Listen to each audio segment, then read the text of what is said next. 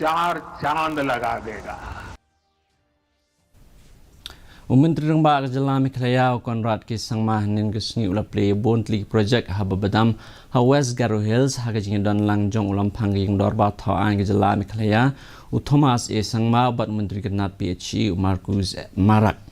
kawai na ki project kade ka Garo Hills agro base agro food park kani kade ke sinjam trikam jong ka all Garo Hills multi purpose cooperative society balalam khmat do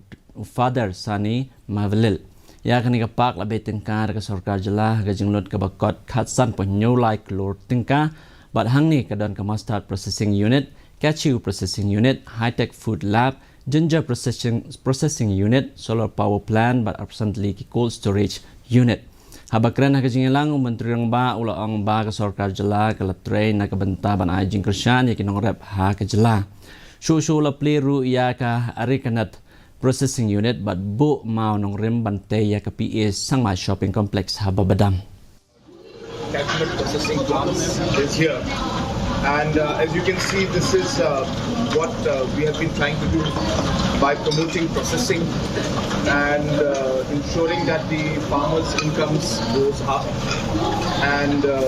employment is created and farmers get a better price for their products.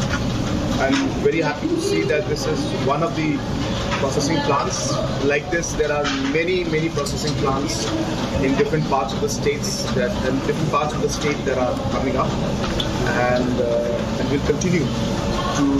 add value and to put up more such processing plants so that our farmers can benefit.